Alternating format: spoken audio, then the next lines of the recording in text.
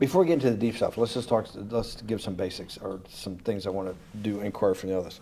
Walk me through the Santa Fe Institute. What was it about the time of the math? And this was in the late 90s. So they're not going to hear me on this part, right? We're going to do it both ways? It will not be on the video, but we do have you recorded. Fine. Remember, when you're answering on these questions, I'm not in the shot, and they're never going to hear my voice. So a little bit you got to repeat in your answer, you got to repeat what my question was. Oh, a little bit. Okay. Santa Fe Institute. Why, when you're at the top of your game on Wall Street, do you decide to finance, which was at the time, or endow, or become the donor or sponsor, however you want to say it, for what was considered the most cutting edge group of mathematicians in the world? Action. So Santa Fe Institute in the late 80s, early 90s, I was interested, I was on the board of Rockefeller. So that starts, Rockefeller, it's university formed by John D. Rockefeller to sort of give back to the community. It's east side of Manhattan, except it was old. It was sort of old-fashioned. They were talking about medicine, and medicine by itself was, again, subject to the ideas of science. They were trying to use science to find cures for disease. And I said, no, we need to do something different. We need to start interdisciplinary work. How did a schmuck like you get on the board of Rockefeller? What year was that?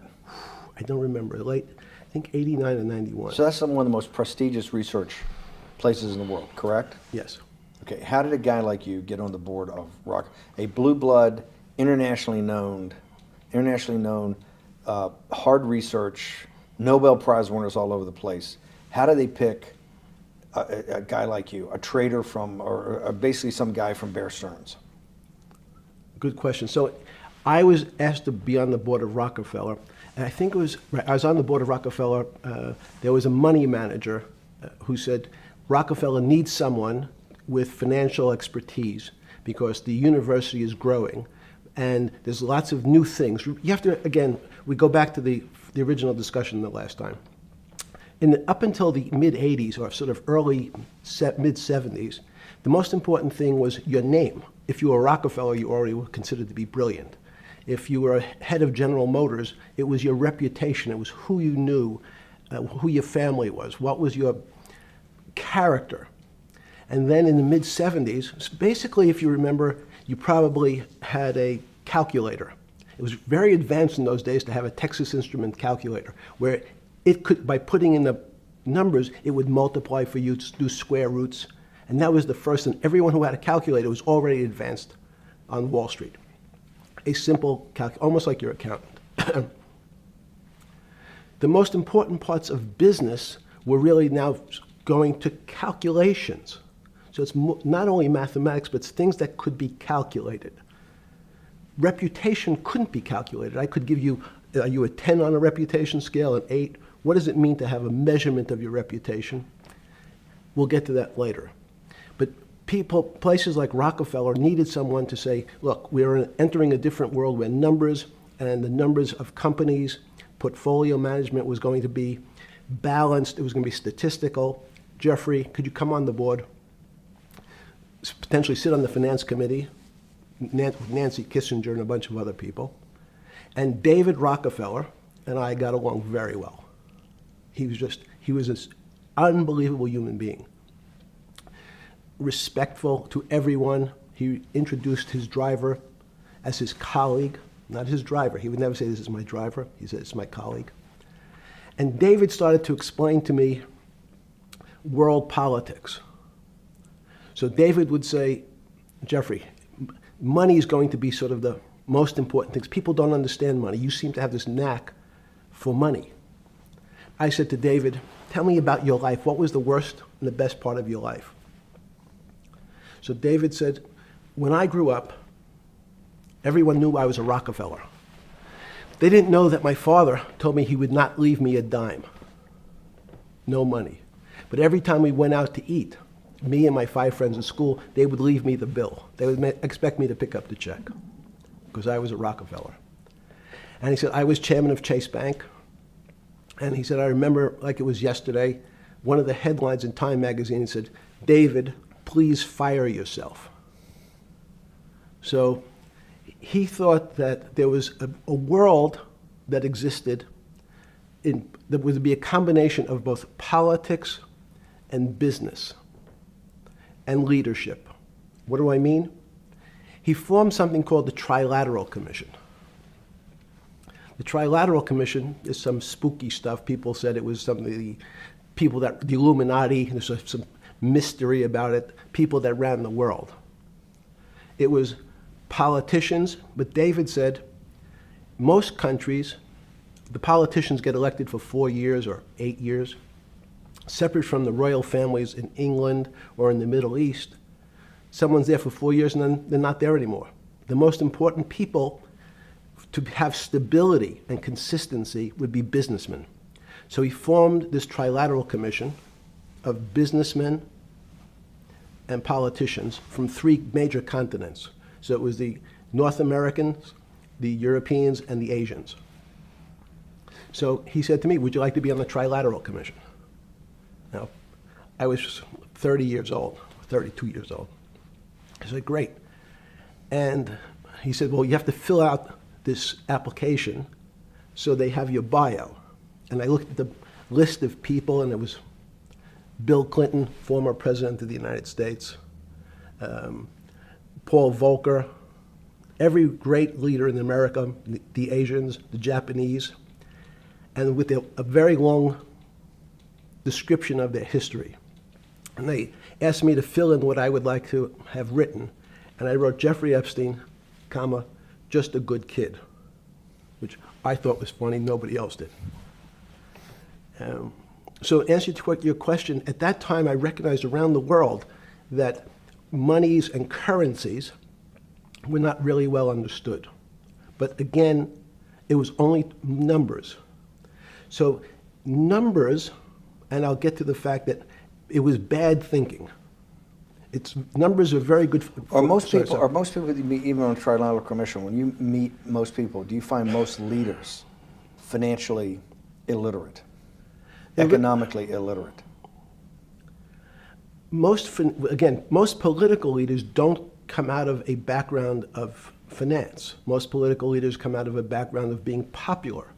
So in some of the countries, in some of the African countries, for example, they might have been a military person. They were a general. In some of the African countries, they might have been a disc jockey. Or in our country, they would have been an actor.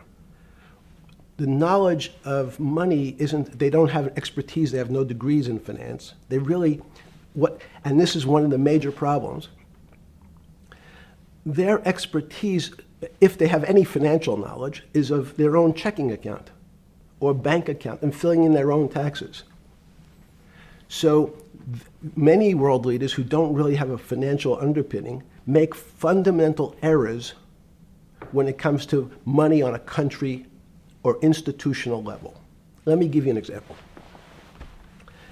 If you, Mr. Bannon, if I said your assets increased last year, you'd say, that sounds pretty good. And I'd say, what does that mean to you? You'd say, well, I have more money. I guess I'm wealthier. I'd say, yes. And if your debt increased, would you feel wealthier or poorer? You'd say, well, I don't want to have increased debt. I don't like the idea of that sound, increased debt. Now, that and world leaders understand when their assets go up, they feel better. However, institutions like banks, things that people don't really understand are financial underpinnings of banks. When I say your bank, Mr. Bannon, you have the Bannon Bank, you doubled your assets. Sounds good, but what does it really mean? It means people owe you more money. You don't have any more money. What? Yeah. A bank's assets are how much it is owed by other people. That's crazy.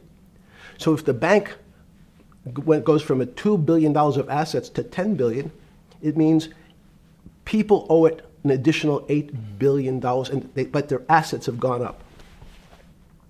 So the terminology of assets and liabilities is different for banks. It's not natural. And what most people, and you ask questions about world leaders, there's many people, I think your old boss Mercer understood, there's a fundamental part of money which is called fractionalized banking. And fractionalized banking is something that finance people understand, and the people on the street, and when I say people on the street, that's where I was when I started on Wall Street, would find it impossible to believe. Impossible. Why? Bannon Bank, I give you $1, just one single dollar. In our system of banking, I would say, okay, Steve, I gave you $1. How much could you lend out to your friends? And your natural reaction would be probably something less than $1 because I want to keep something in my pocket. The way our system works is if you as a bank are holding my dollar, you can lend out an additional $8 or $9. No, it's impossible. I only have $1, Jeffrey. We have something called fractionalized reserves, which is if you have 1, you can lend out 9. That's the way our system works. And so not only do world leaders not understand banking, but the man on the street, my father who worked in the park department, it would be beyond his imagination that people could lend out more money than they actually had in their pocket. Next question. But how did this, in understanding that, when you get on something like the Trilateral Commission, you're on the board at Rockefeller, which is the most advanced research. You get brought into the Trilateral, which is the elite of the elite. How, since you're only at that time 30-something years old. 8 years from teaching at Dalton, right? You're a Dalton. No, 10 years. 10 years teaching at Dalton. Yes. Walk us through. I mean, put us in the room. Walk me through exactly what it felt like. What it felt like being on the board at Rockefeller. We got these Nobel laureates, and you're sitting there making decisions, and you start to meet these people at Rockefeller. Now you start to meet these people at the Trilateral Commission. What did it feel like? It's a great question. So what did it feel That's like? what I'm in the business of asking. Yeah. What did it feel like meeting some of these people like Kissinger or Rockefeller? And those were two extraordinary people. But in general, I think the question, the people on Wall Street, I tell the story, the first day, one of the first days when I was in Wall Street, someone said to me, would you like to buy ATV? And I was looking in the brochure and I couldn't figure out what stock had a symbol of ATV. And when I finally said, well, I can't find it. And they said, what's the matter with you? Do you want to buy ATV? Which is, he was selling hot televisions, stolen televisions from the floor of the American Stock Exchange, referred to in common parlance as the televisions fell off the truck. So I knew what that phrase meant from Coney Island. But what I found was most people, be it in business, in normal life, or in the world leaders, don't really understand money. It is something they think about. They have a sense of what it is. They certainly want more of it. But they also make statements like, we want more money, but we don't want more debt, which just shows a misunderstanding of what money at its core really is. So most people don't, they want to make it, they want to save it, but to understand it intimately is not a normal characteristic. At the first Trilateral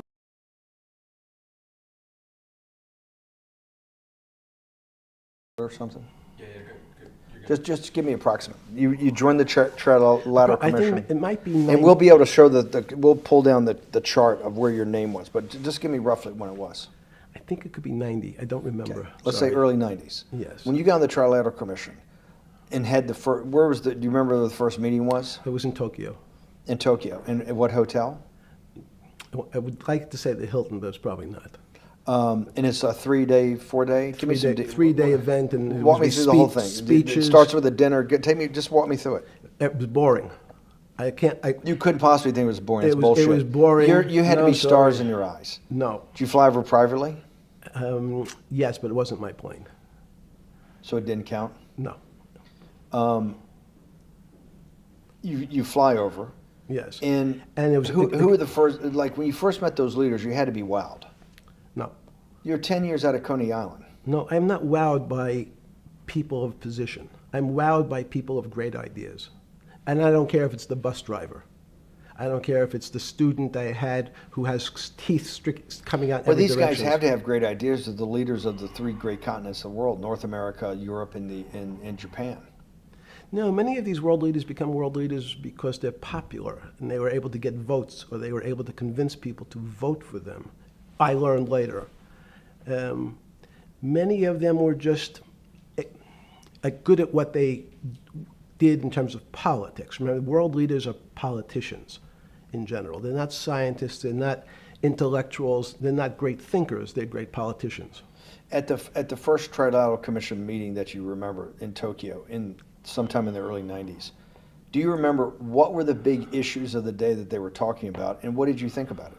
Yeah, in fact, it was funny because they were talking about inflation, and they were worried that what would happen, how do you control inflation? And as a mathematician, I didn't understand the concept. I don't understand the concept today. How's that possible? Well, when you talk about most things to do with money, money is meant to be local. It's US dollars, then I understand what it means. If inflation, it means my dollar today inflates, and it doesn't buy as much as it did a couple of years ago.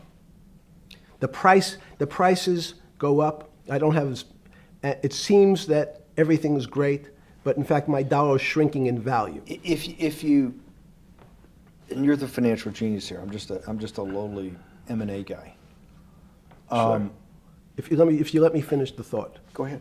So if you're in America, you can feel inflation. Your salary's gone up, but you can't buy the same car. In fact, it starts to feel weird because the value. That's why I wanted to ask the question then. This is my point. Sure. The people who live and breathe this, the central banks, have been haunted by the specter of inflation since the late 70s. Yes. First off, tell our audience, how did that happen? The two great financial events in the 20th century, I'm not going to get to the 21st, were the great inflation in Europe after World War I, the Great Depression, the hyperinflation in Germany that led to the rise of Hitler, and then this inflation in the mid-70s. Before you go to explain inflation, why is the specter of inflation always the central thing in central bankers' minds? Because it goes back to the first concept I said, the weird concept of fractionalized reserves. The system is not well understood. And most systems, in fact, are not well understood. We don't know how our digestive system. Stop. This is I impossible. understand. This is impossible. The world banking system, the world currency system, the world monetary system Yes. has to be so well understood by the Greenspans of the world and the Bernankes of the world and you, right? The currency traders, the guys making billion-dollar bets every day. The legendary guy on Wall Street in the late 90s, Salomon Brothers. Lou Ranieri? No, the guy that wrote the money. Michael Lewis? Marius Poker? Yeah, Marius Poker. Who's that about? That great trader. Lou Ranieri. No, it wasn't Lou, the guy that ran the desk. That eventually ran the hedge fund that went long-term capital. Yes, I don't remember. Who's the guy? I want to say, I don't remember. I'm sorry. Lou Ranieri is big, but Yes. those guys have to understand the system perfectly. No, they don't understand the system. They understand the local part of the system. So, for example, why is not only inflation, most bankers are terrified if the public understood that the bank really doesn't have their money at any one time. It's one of the things during the Depression, there were runs on the bank. The reason the banks don't keep much money in the actual bank is they assume that not everyone's going to want their money on the same day. So it's not really the fear of inflation. The fear is a run on the bank. Everybody wants to take out something that doesn't really exist. Inflation is tied to interest rates. It's a more complicated example. But when your money doesn't buy the same amount of product this year than it did last year, if it buys less and less, like it happened, you used the term hyperinflation. There's certain countries that are not managed well, like in Africa at the current, A $100 billion bill, $100 billion bill in Zimbabwe is worth 1 American cent. That's the perfect example of hyperinflation. It goes up, it doubles every day. So people are afraid that their value in the system starts to break down. But so if I said to you, does your doctor understand your body system? You'd say, well, I hope so, because I want him to keep me healthy. But you could have a kidney infection, you could have a heart attack, you could have a broken knee. There's lots of pieces of this system.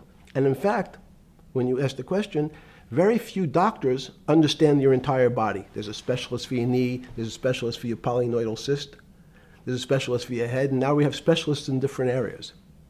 So and I'm going to get to your first question about Santa Fe Institute. The world economy and your body are both comprised of little systems interacting with each other and making one big system. This is what's stunning for all the little guys out there, the populist movement, the little guys that haven't had a pay raise in 30 years. They think that these elites, have everything. The guys in the room making the decisions, the party of Davos guys. You're sitting there, you don't think many people today really understand the complexity and really all the moving pieces and how they interconnect to the world's financial system. No, not only don't they understand the complexity, and that goes back to Santa Fe Institute was an attempt of trying to see if there was a way to mathematize, formularize, or algorithmically understand what the term complexity means. That goes back to the original question. Complex systems are complex by definition. But there's not necessarily, it's not one level of complexity. We might say, well, our fingers are complex, the movements, the muscles of our hands, but it's not as complex as the blood system. Now I have a circulatory system. I have systems on top of systems, so that there's no one group of or person that really understands the way the body works. There's no one group that understands the way the financial systems work. You might understand U.S. bond market. Now, you've asked about the trade of long-term capital. That was a bond fund, very small part of this very complex system. So the goal of the Santa Fe Institute was to see, is there a way to get in, somehow understand how complex systems interact? Fast forward, Steve, to today, where Google and these other engine companies, the other tech companies, are trying to build artificial intelligence. The strangest thing that they've found, one of the strangest things, is that the systems that they design, this artificial intelligence, which a lot of people have heard about, is they design a bunch of systems. They're called neural nets. Terms simply taken out of brain work, neurons in the brain. Nets because they actually look like a net. They put in some inputs. The computers work, spit out an answer. Sounds normal to you. It's because you're thinking about that calculator you had in 1976 on your desk. When you ask the person who designed the system, how did it come to that answer? How did your neural net, can you show me the calculations? They say, no, we don't know. We don't know how the thing we designed actually came up with that answer. That's pretty strange. They take the same neural net now and they put it in front of a video game. No learning, nothing. They said to the computer, they say, sit in front of your video game and learn how to play. It seems the computer learns better than any human in history, faster than any human in history, beats any human in history, but when you ask the designer how did it do it, no one knows. It just did it. So that's the first little touch of things that we already have gotten to a place where we don't understand it and we built it. On Sunday afternoon, September 14th, 2008, where were you? Sorry? It was the night they put Lehman Brothers in bankruptcy in London. I was in jail. Seriously. Yes. So the financial crisis of 2008 happened when you were in jail? Yes. Oh, this is going to be so amazing. This is going to be so amazing. I take it you didn't have your Wall Street Journal dropped off to you in the morning, your Financial Times. No. How did you hear about because I want I forgot about this, but yes. I'm trying to this is going to be amazing. This is let's go back and do that again. Sunday afternoon, because I want to find out about people, the geniuses understanding the complexity of the financial system.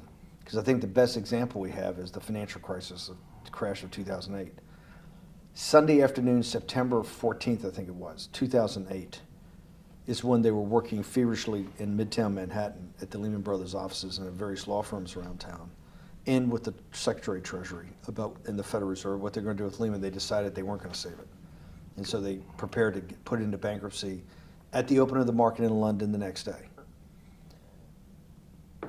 How did you hear about what was going to happen to Lehman Brothers, and what did you immediately think when you heard they was going to be put into bankruptcy? I'm glad you asked that question.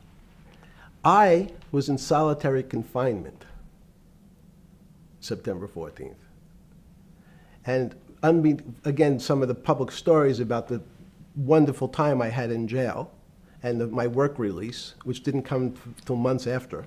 I'd been there since June in an 8x10 cell with a bed in the back, a 6-foot bed in the back, a chrome sink with a toilet attached to it, and a little piece of metal sticking out that was supposed to act as a table.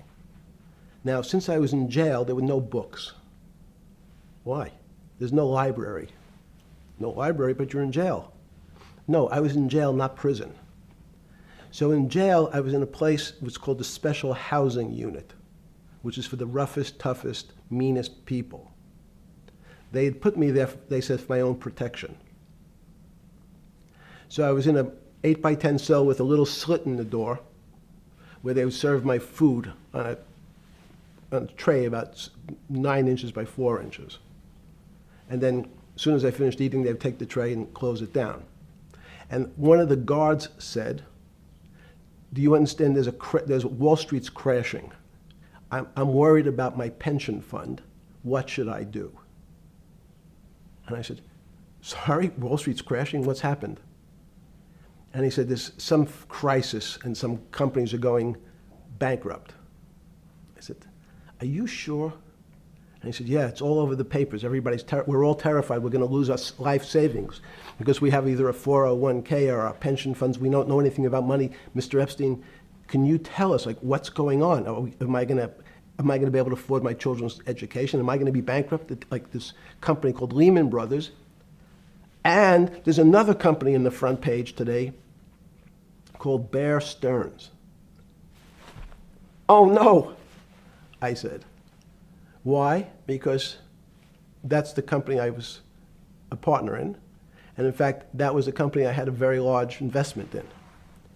So, as a great story, I didn't have my Wall Street Journal, but in the early mornings, you're allowed to make 2 phone calls, collect. And when you pick up the phone, you can dial a number, and when the person picks up, they say, you're getting a call from the Palm Beach County Jail. Will you accept reverse charges? And the person either says yes, and the call goes through, or the person says no. The person I had called was Jimmy Kane, the president of Bear Stearns. And I said, tell me what's going on. And so that my knowledge of the financial crisis happened with Jimmy, who was at the center of the storm, telling me about what Lehman had gone under, and they were trying to figure out a way, should they bail out Bear Stearns? Did it strike you at the time of the mess you had made of your life to be in a situation that you're one of the greatest financial minds in the world, looked at by world leaders and asked your thinking by the most prominent and important people in the world, and here you are in solitary confinement. You got to make a collect call to somebody. Did it strike you at the time how all the threads of your life had come together and put you in a position, or you had put yourself in that position? No. So it never struck you when you had to make one of your 50% of your collect calls that day, you call the president or the head of the CEO of Bear Stearns. The biggest financial event in your life is taking place, of which one, every important person in the world would be seeking your opinion. Number two would be a once-in-a-lifetime opportunity to apply your craft. Number three, it would be a once-in-a-lifetime opportunity to make money if you were smart, and obviously you're smart. You're telling me here, truthfully, that it never hit you at all of how you had ended up in a place where you had to make a collect phone call from a jail cell that was 6x9 with a steel bed and your food being passed in through a slot. The question you want to ask is, who was the other call to? Okay. Who was the other call to?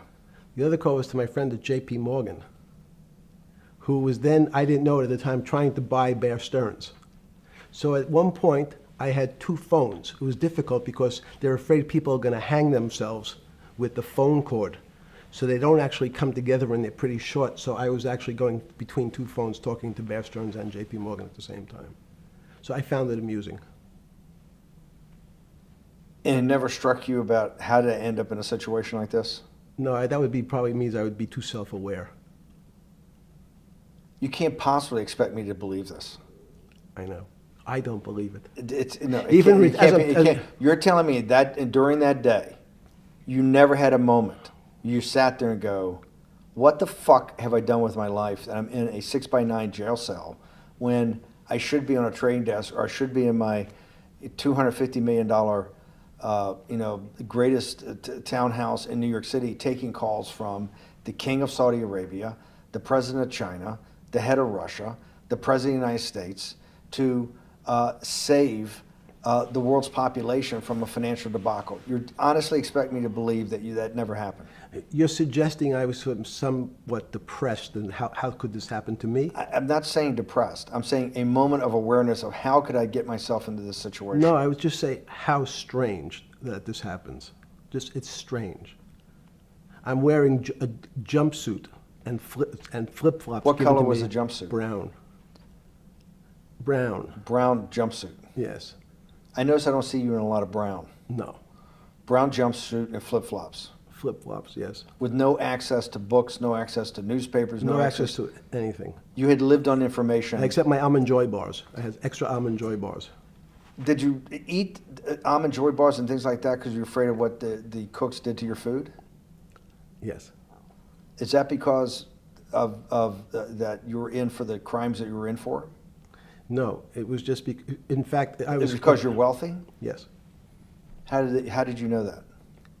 Well, people would constantly come if I was passing by or have to go for my medical. People would either ask to borrow money or make some other types of comments about. In the beginning, what were the comments? At the beginning, what were the comments? It serves you fucking rich guys right that you're here next to me. There was nothing about your crimes. No. So all this rumor you hear all the time about people in prison that commit the type of crimes you commit, you're saying in your personal thing is not true. No. It was all because you were rich. Yes. And it was all because they wanted to borrow money. Or get advice. Yes. Where they get advice to go long. Yes. You're telling me is this time to buy? You're telling me in solitary confinement they're interested in going long. Yeah. They want to know what does that stocks. say about human nature? Well, what I think the people find, one of the reasons they wanted to keep me in solitary confinement was they're afraid that everybody would want to know which stocks to buy. But what happened was, after this crisis, now it's on the front page of every newspaper. I don't want to lose this day. Sorry. When you first heard that, was it Bear Stearns had been kicked into bankruptcy, 6 months before? No, this is the same time. This is part of the same deal. I thought, no. Bear Stearns, they saved Bear Stearns and didn't save Lehman Brothers. That's right, it. they let 6 months Lehman- before they had bailed out Bear Stearns. But Bear Stearns was still a zombie, A shell of its former a self. former self. But they had, quote unquote, saved it. They admit, why did they make the decision in your mind? Why did Hank Paulson and Bernanke, what's this concept of moral hazard? Explain to the audience what moral hazard is, and why did they save Bear Stearns 6 months before, and why did the smartest guys in the room decide not to save Lehman Brothers? It's a good question. The real issue is I'd have to go back when you have these systems to the way your doctor responds to any type of emergency in your body. If they might decide to save your kidneys and let your gallbladder go because the gallbladder is less important to your overall system. If at that time, even it's not that long ago, the boogeyman was when said, well, what really happened? Jeffrey, what really happened? What is this financial crisis? And, some of the progressives and the right wing blame it on the banks. It was the banks' fault. And it's the fault of this very esoteric, unknown concept of derivatives. It was really the derivatives that caused this financial crisis because the derivatives got somehow out of control and in the Mickey Mouse. And that was the way you started your road to a billionaire went right through derivatives. Yes. But derivatives were not the cause. Derivatives were not the cause at all. It's like saying your hair was the cause of your heart attack because it was on top of your head. So what was the cause? There isn't, let me say, there's no one specific cause. These are system collapses. So many times when they have to make your death certificate, when you say, well, what did he die from? They'll say heart failure. But if you say, what was the cause of his heart failure? Well, he had low blood pressure, his sugar was high, he was diabetic, he had all these other problems. But you say, no, we need a word on your death certificate. Did he die from brain damage? Did he die from heart failure? That's the financial crisis. Many people said, well, what caused it? They wrote, like on its death certificate, derivatives. But derivatives are not a fundamental cause of anything. Was it Sunday or Monday? I take it was Monday morning when you made your two collect calls and you were talking to Bear Stearns on one hand and Morgan Stanley on the other. J.P. Morgan. J.P. Morgan.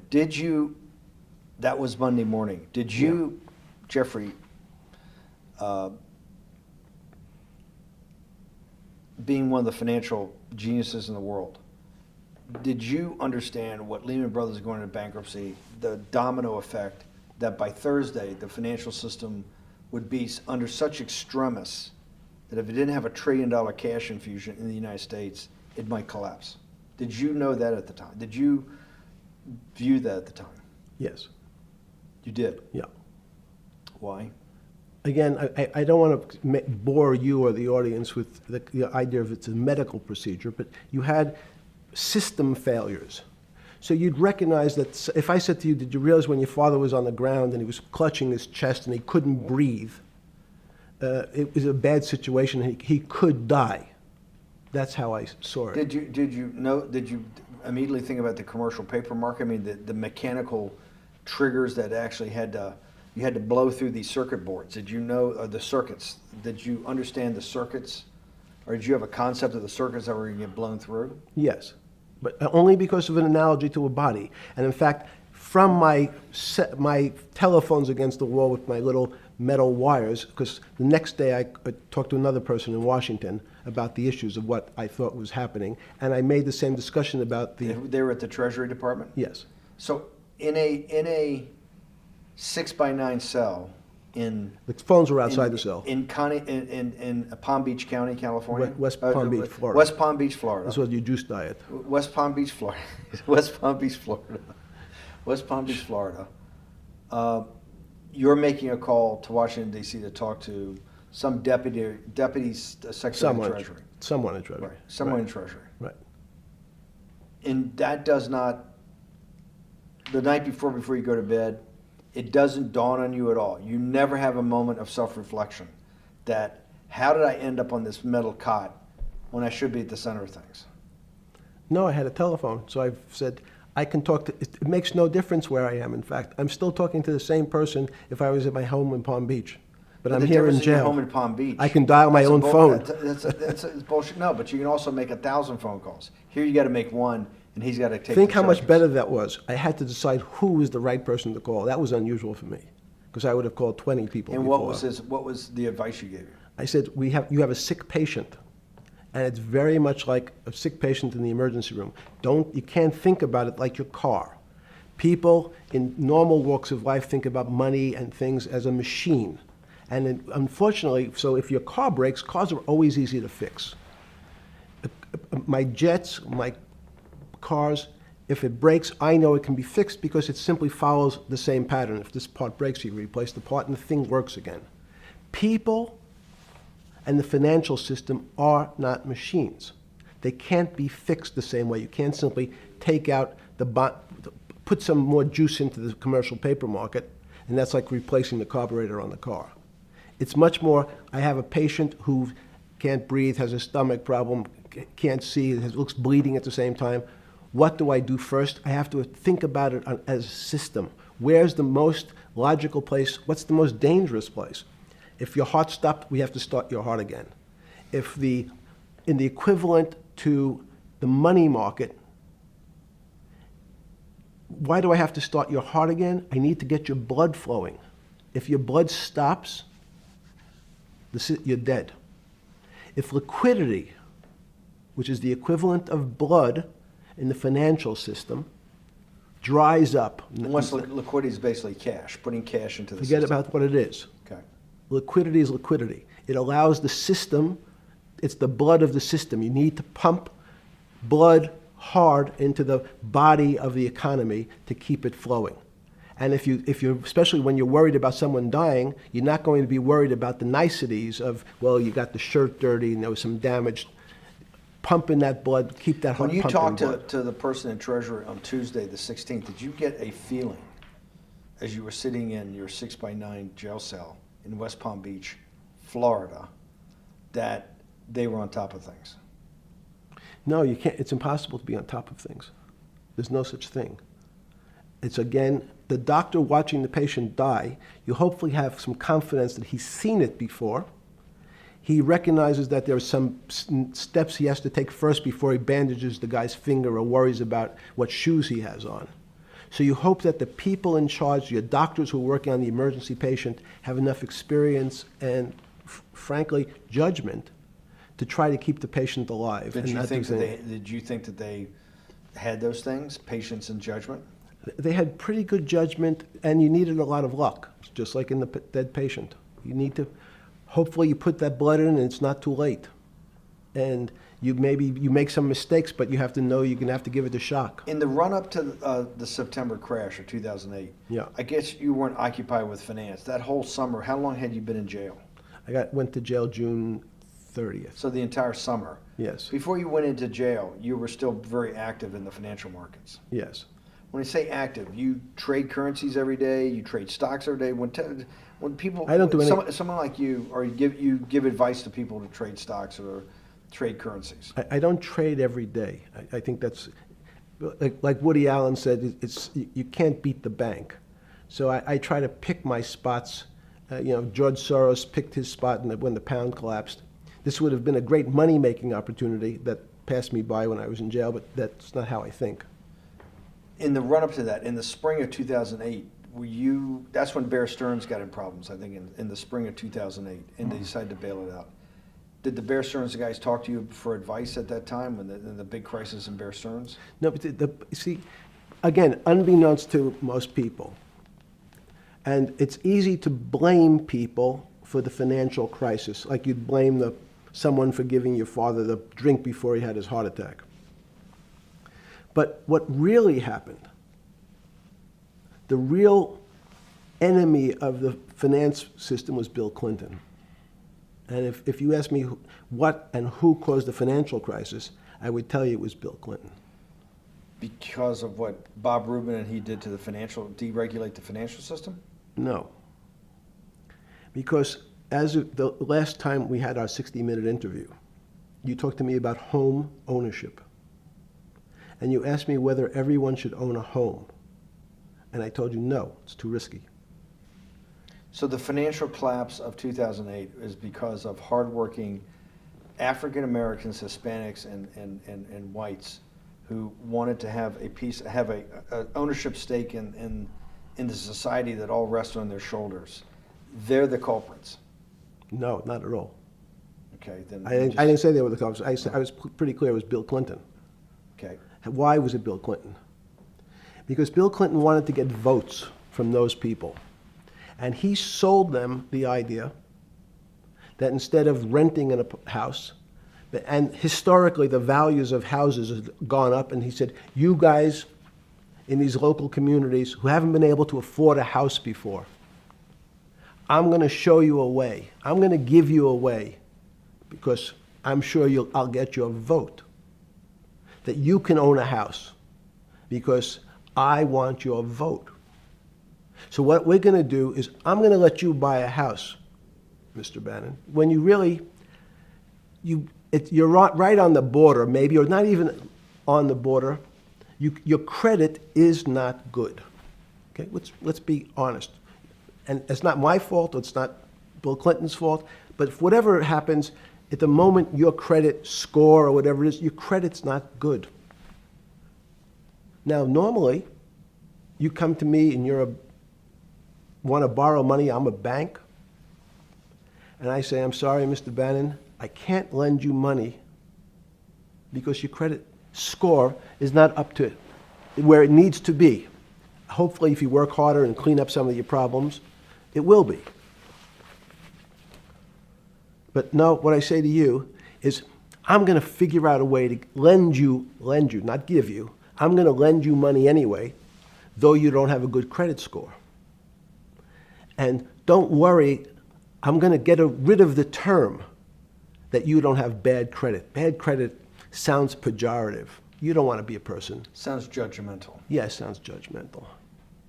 So what we're going to do is we're going to call your credit situation subprime. Oh, nobody knows what that means. Subprime. That means prime is good credit. Subprime is not good credit, less than good credit. So we'll call it something that people really won't follow, and we'll tell you what. We're going to have people lend you money, though you are a subprime borrower, and I will figure out some government agencies to guarantee your loan, though I don't think you're a good risk. So the banks say, no, no, no, we don't want, initially, the bank said, sorry, this is too risky, Mr. President, for us. We're in the business of managing risk. It's not our money. It's the hard-working people's money sitting in our bank. We can't lend to people whose credit is not prime. You're asking us to lend to people who are subprime. And he says, here's the key, if you don't, Mr. Bannon, I'm going to make sure the Justice Department charges you with discriminatory lending because you refuse to lend to my subprimers. In business terms, you should never lend to. But what we'll do is I'm going to form an agency called Fannie Mae and Ginnie Mae, just another agency names. They'll guarantee your loan. So don't worry. Don't worry. You don't have to pay it back anymore. Even though and maybe you don't even have to work as hard anymore. That's probably a harsh statement, but these players, these two big firms, Fannie Mae, will guarantee the fact that that bank will receive its money. Now, the bank says, wow, best deal in history. I refused to lend to Mr. Bannon, but now he has the big brother, his Uncle Sam. He went to his Uncle Sam, and Uncle Sam says, I'm guaranteeing it. The bank says, I want everybody. Give me as many people as you can give me, because Uncle Sam is the best credit in the world. Not only it's the United States government. We'll take it all. We'll take as much subprime as we can handle. because it's the best investment for the moment. It's a strange investment because it has politics that has inserted its way into the numbers.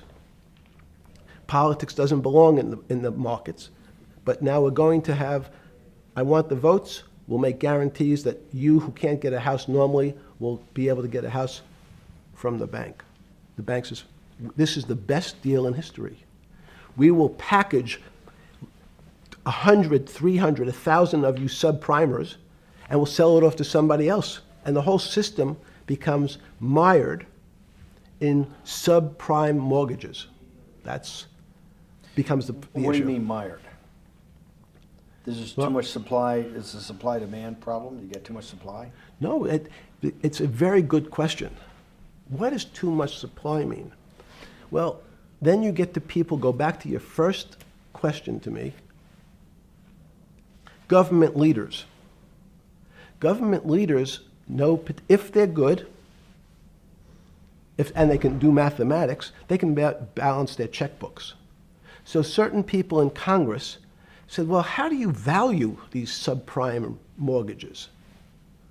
The banks say, we've been valuing them the same way we've always valued them for the past 20 years. The accounting firms, there's something in this country called GAAP accounting, which is a standard type of accounting. And we account for them the same way we've always accounted for them. If we paid $1,000 for your mortgage last night, when we put it on our books today, we're going to say its value is $1,000. It makes sense. I paid for it what's its value? It's $1,000. That's what I paid for it last night. No. The Congress people said, that's not really a good answer, you know. That doesn't give us confidence that you know what you're doing. Because what happens if you have to sell it tomorrow morning? Something's happened and you have to sell it. Remember, there's kinds of stress tests. Would you be able to value it at what you paid for it the day before? And Wall Street says, that's not the way you can think about this. This is crazy.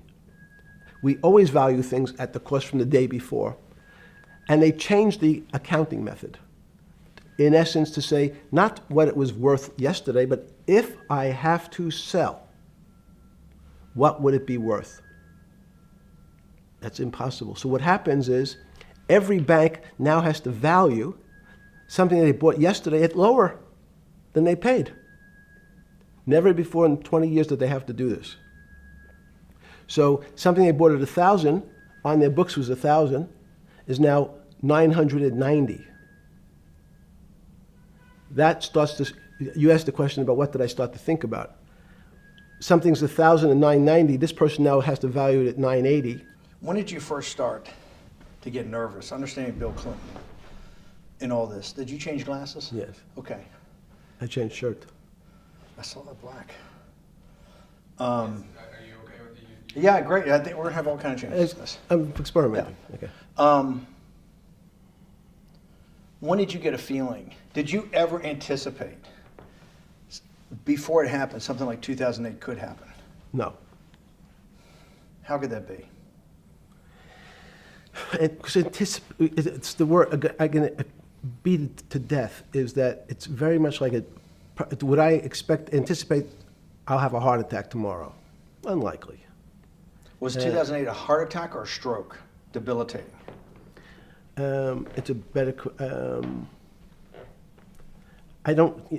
It was both. But why was it both? Because in fact, as I said, the blood was getting dried up in the system, and the head, which is sort of the central bank, wasn't working. So to some extent, it was a combination. It was a crisis. Did you see that building up over time? It's always been lurking in the background. I mean, if you have an older parent, would you say it's possible? Did you anticipate him having the heart attack today? No, you hope things are going to go better and maybe they'll fix it up.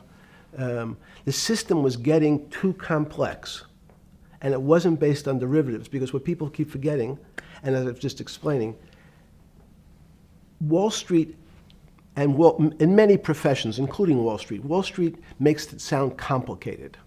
They don't want the little guy to understand what they do because they make so much money and they don't do very much.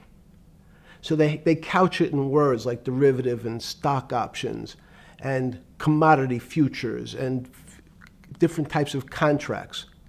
It's all fairly, everyone is capable of understanding it. It is not complicated. But Wall Street, because they make so much money from doing fairly simple things, needs to make it more complicated than it really is. We had a very big recession in the early 90s based upon real estate and Japan basically imploding. Let's again, Okay. you had a recession in the 90s. I don't know what it's based upon. It's always interesting to look back and say, separate from, there's certain triggers, like there, in the 70s there was a... What do you think it was based upon, the 90s downturn? It's clearly there was a huge downturn. No, I know there was a downturn. That's what I know for sure. That's a fact. That's all.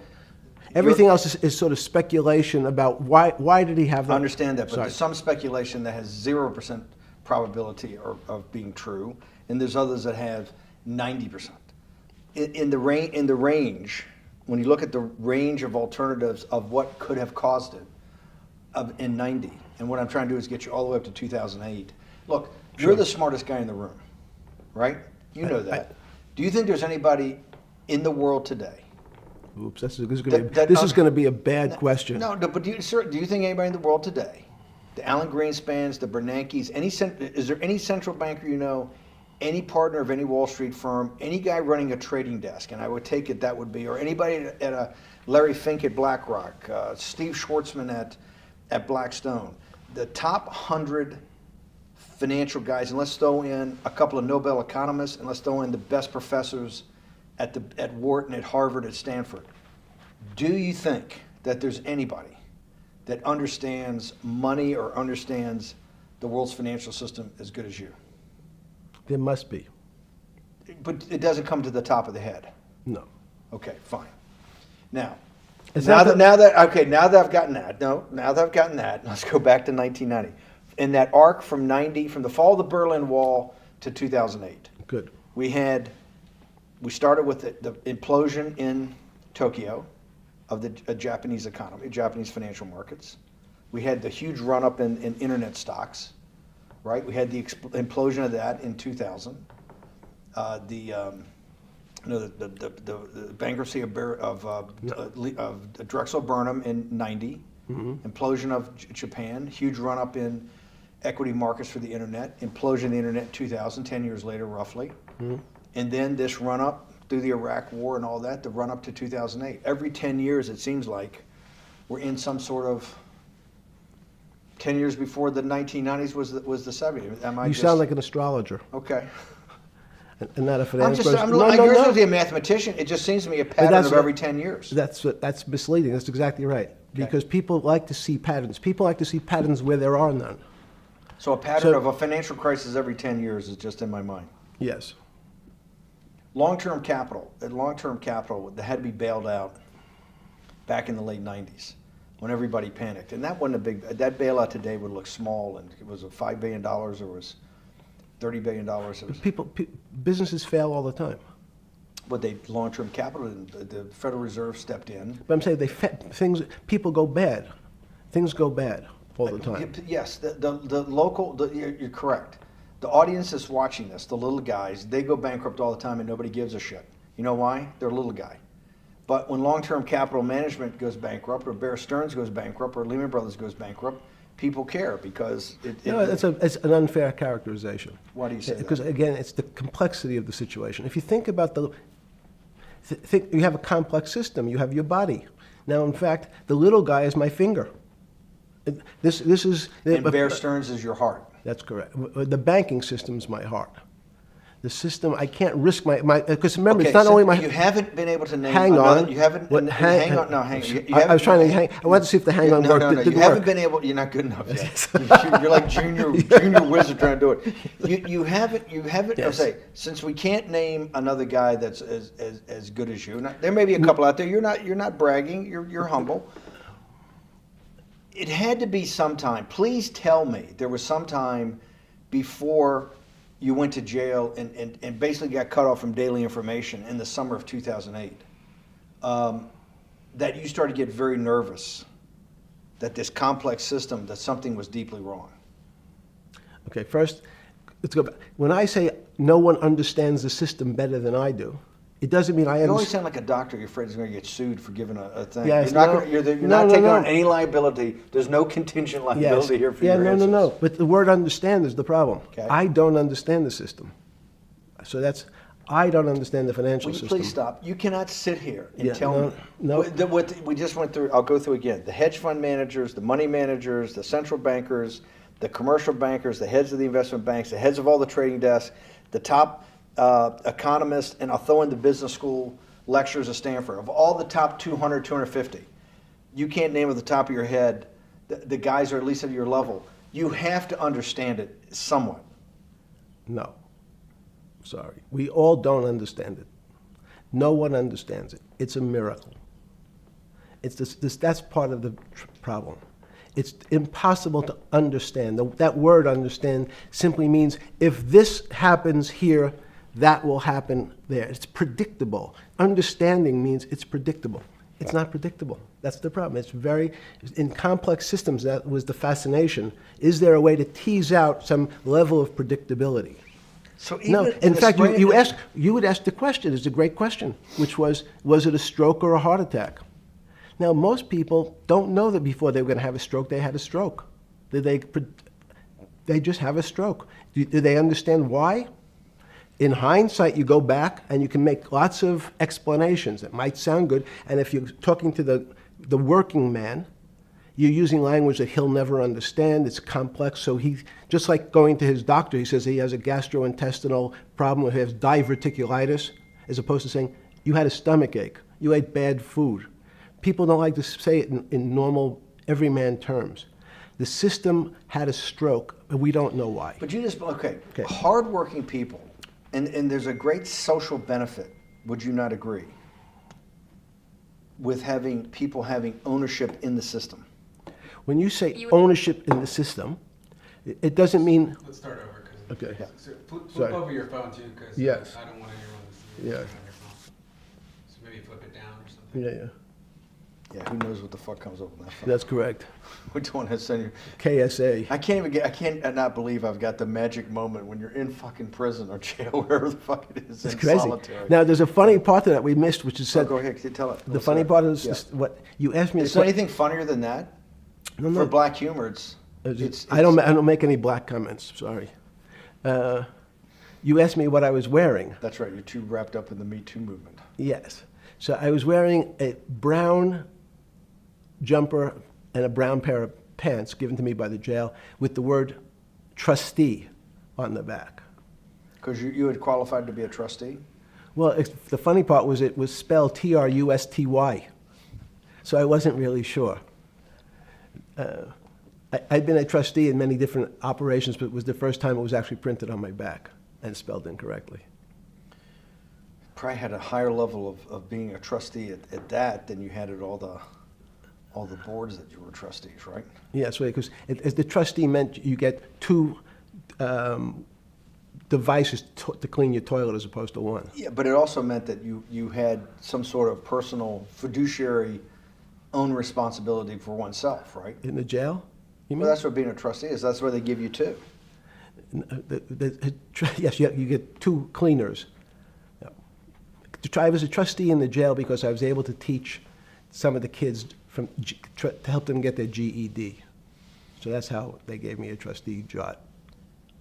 There's no time. I got to go back to this because I'm like a dog with a bone in this thing. Yes. You can't. There's something deeply fucked up with you.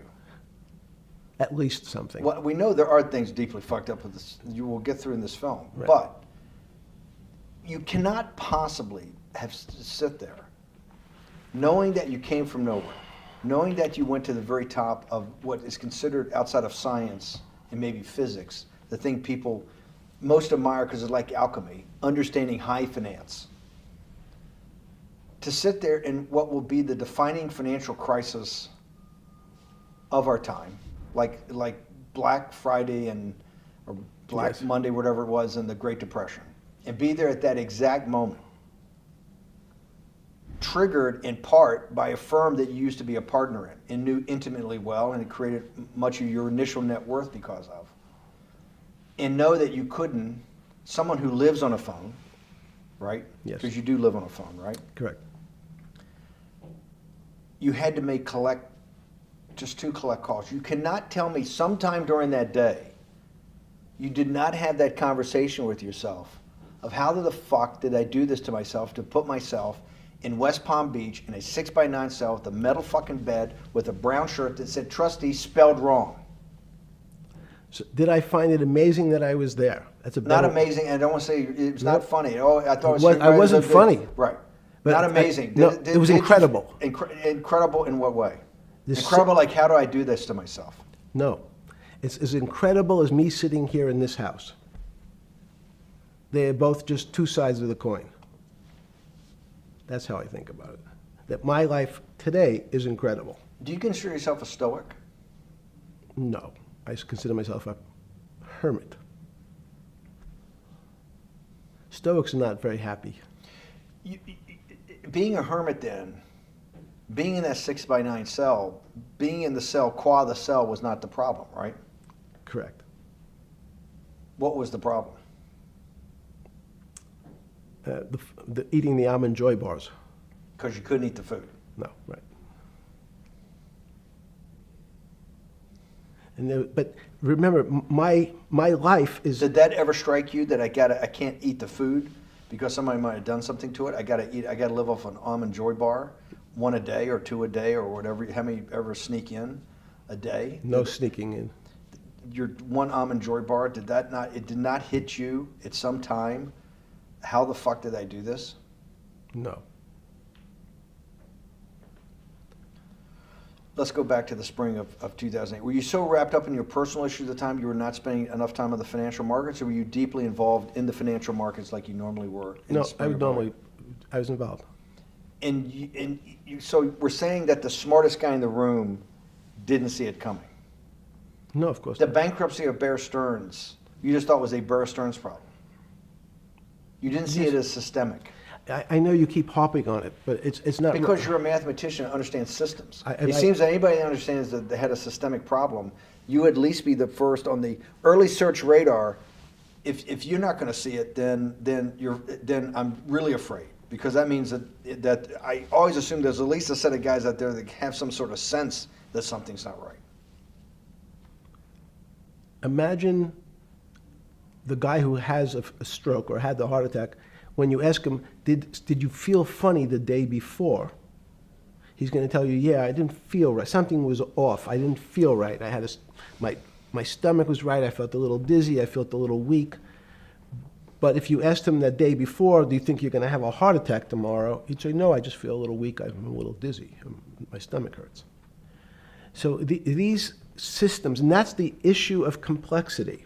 What complexity says is that, in fact, everything seems to go along, and people have seen it. One of the great examples of complex systems is sand dunes. In fact, the sand keeps building up. People have seen some, and all of a sudden, one more sand drop, and all the sand starts running down the hills. That's the way I see the financial markets. When you funded Santa Fe in the early 90s or late 80s? I believe it was early 90s. I can get back to you. But early 90s, Santa Fe was funded for the study of complexity theory. It was studied with math. So let's back up. So why did I buy a ranch in New Mexico in 1993? So that gives you some sense. So I would have funded it in 1990. Los Alamos, which was the high energy lab up in New Mexico, was losing all its scientists. And They were Los closing- Alamos, it was where Oppenheimer and where a lot of the nuclear weapons program, the bomb. That's where the original bomb. Manhattan Project. Manhattan Project Yes. was Yes, sir. as Los Alamos, and you bought your property out in New Mexico to be near that? Yes, because the scientists were going to be, they cut the funding for high energy physics. But the people who worked in Los Alamos would still be in the Santa Fe area. They cut that because this was the Cold War dividend, right? I don't remember exactly why. It was because, again, people thought that physics and high-energy physics really wasn't that important. Because that was about nuclear weapons. No, it was because they decided, which may be not right. This was the same time that Murray Gell-Mann came up with the term quark, Q-U-A-R-K. He picked it out of an old poem, the word quark. But it was mysterious. So they were starting to understand in the 90s that our world of the physics world, there was things that were just unexplainable. They called it strange things. You gave it a name. You gave it some characteristics. You called it had charm, was one of the terms. It had a charm. It had a flavor. It had a color. But nobody really, no one, Mr. Bannon, understood what it was. Just like the financial system. And you wanted to investigate that. I wanted to see if we could build tools so others smarter than me could help investigate it. And that was the beginning of your concept of the Santa Fe Institute. Yes. And Santa Fe Institute was founded to do study in this type of... Can these areas of strange things be described by some form of mathematics? So that's what I'm trying to get at. The foundational thought, the organizing principle of Santa Fe, yes, in the high physics lab at Los Alamos, right, which had been the headquarters of Manhattan, and the Trinity Project, right, the bomb. Yes. So you're talking about the elite, the high priest of physics. Of physics. Yes, sir. Which high priest of physics, some subset of that is also mathematics. Yes, they're both similar. Project out. One of the tools you want to do is to make sure that in this complex system, the finance system, I'm doing a lot of this for philanthropy and a lot for the good of mankind, but also to be able to understand this complex system, the most complex outside of maybe our body, of the financial world. Yes. Did they create tools, or were you smarter in than the mid-aughts, 15 years later, than you had been then because of work that was done at Santa Fe? No, it was great. But in fact, most of the money, most of my philanthropy in the area of can you describe things that appear to be unexplainable by mathematics, and can you fund people who have new ideas? And unfortunately, when someone thinks they've been able to, there was a man, Stuart Kaufman, when they think okay, I figured out how to be able to predict the unpredictable, what appears to other people to be unpredictable. But my system, in those days it was called genetic algorithms, can predict what things will happen, and they all want to make money. So they use their systems to try to figure out, they know they have figured out the way to make money because they figured out the unexplainable. They try, they go bankrupt, and we start again. So with a cold view, what I've come to realize is that the attempt to mathematize, formularize, or what in your prior work, to understand what really is, in today's world, still unexplainable, is impossible. They're miracles. Your first head of Santa Fe was Christopher Langdon, I think. Langdon from Australia. But Murray Gell-Mann was the funder. He was the rock. Yes, he was the rock. He was a Nobel Prize winner? Yes. Yes, and a wonderful guy. He came out and helped us with the Biosphere 2 project. He came with Chris Langdon. Yes. Chris Langdon was the operator, the day-to-day guy. Chris was doing artificial life. Right. Murray tried to lead his own artificial life. Yes. When Chris came to Biosphere 2 for the first big conference we had in 1994, he was one of the most impressive guys there among all the world's elite. Kew Gardens, the Lawrence Livermore lab, the labs at Sandia, all the major universities, Lamont Doherty, all the big Earth observatories, Woods Hole. What set Langdon apart, I thought, and the reason I invited Santa Fe to be part of it, was Langdon actually made a presentation that everything, and he was making this to scientists, a lot of marine biologists, a lot of people that are just beginning, Wally Broker and people who were just beginning the study of climate change, at that time called global warming. That he made this compelling presentation that everything's really mathematics. Yes. It's all just back to math. And you have to, all these experiments you do, you're not, one of the reasons they're not considered by the high priest in physics as being real experiments is that they don't have a mathematical basis to it, and everything has a mathematical basis to it. Langdon seemed like a radical visionary. What happened to that concept?